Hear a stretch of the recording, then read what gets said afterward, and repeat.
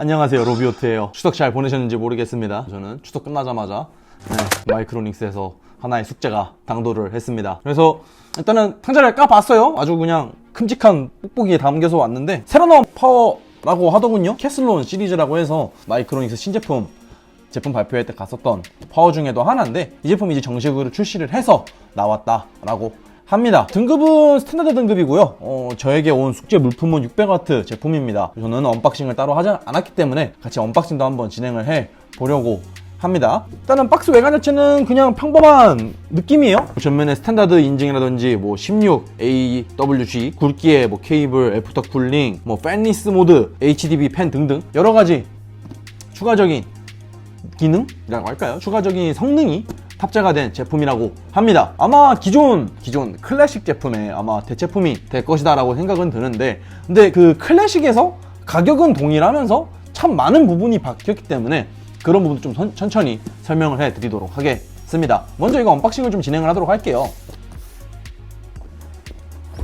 뜯어보면은 기본적으로 엠보싱 잘 들어가져 있고요. 그리고 설명서와 함께 파워 본체와 각종 케이블들이 이렇게 구성이 되어져 있습니다. 그리고 이거를 빼서 보시면은 안에 이제 기본적인 구성품들이 들어가져 있는데, 기본적인 구성품들로는 케이블 타입 고급형 제품 좀 들어가져 있고요. 나사가 4개 들어가져 있다고 보시면 될 것 같습니다. 600W 기준으로 좀 말씀을 드리면요, 600W 기준으로 좀 보면은 4플러스 4핀 CPU 보조 전원이죠. 이게 8, 4, 12개의 단자가 탑재가 되어져 있고요. 6플러스 2핀 그래픽카드 보조 전원에서도 총 2개, 16개 장착이 되어져 있고, 즉 핀이 총 2개라고 보시면 될 것 같은데 2070 슈퍼? 앞으로 나올 뭐 3060이 어떻게 나올지 모르겠지만 그 정도? 혹은 600W이기 때문에 3080 사용하기에는 좀 무리는 있을 수는 있지만은 3070까지는 그래도 어느 정도 가능은 하지 않을까 라고 한번 생각을 해 보기는 합니다. 그리고 이 제품의 가장 큰 특징이라고 하면은, 제가 여러 가지 벤치 자료들도 좀 보고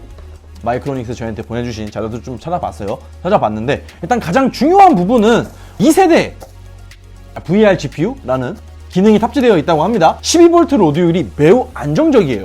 스탠다드 저가형 보급형 혹은 저가형 파워에서는 볼 수 없는 12V 칼전압을 보여주는 제품이었고요. 그리고 저가형임에도 불구하고 HDB 팬 장착이 되어져 있고요. 그리고 팬리스 모드와 마이크로닉스의 특허 기술이자 마이크로닉스의 아이덴티티라고 볼 수 있는 애프터 쿨링도 탑재가 되어져 있다라고 합니다. 기본적으로 케이블은 다 플랫 장착이 되어져 있기 때문에 선 정리하기도 아주 매끄럽게 될 것이다 라고 생각을 하고요. 다만 24핀 메인보드 주전원선 같은 경우에는 이렇게 망사로 되어져 있는 굵은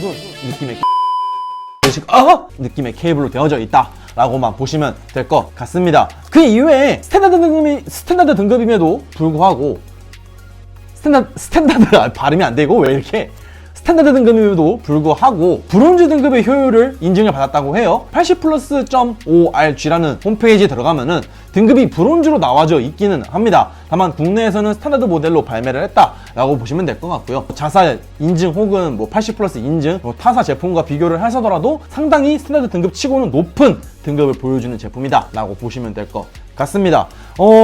일단 바로 한번 뜯어서 모습을 보도록 하겠습니다. 옆에는 이렇게 캐슬론이라고 영어로 써져 있고요. 그리고 반대편에는 기본적인 스펙에 대한 설명이 되어져 있습니다. 그리고 위에는 캐슬론 M 시리즈라서 이렇게 펜 모양이 약간 M 뭐 이렇게 되어져 있어요. 펜 그릴이라고 하나요? 이 부분이 이렇게 M자로 되어져 있고요. 약간 고급진 느낌이 좀 들어요. 기존 클래식보다도 좀 더 약간 고급적인 느낌의 무광 블랙으로 되어져 있다 라고 보시면 될 것 같고요. 프리볼트 제품은 아니고 아쉽게도 220V 전용 제품이라고 되어져 있습니다. 다만 국내는 220V이기 때문에 충분히 활용이 가능한 제품이다 라고 보시면 될 것 같고요. 일단은 스탠다드 파워 치고도 상당히 무게가 묵직한 편입니다. 이렇게 들고 있음에도 불구하고 내부 구성이 참 잘 되어 있을 것 같은 느낌의 무게예요. 딱.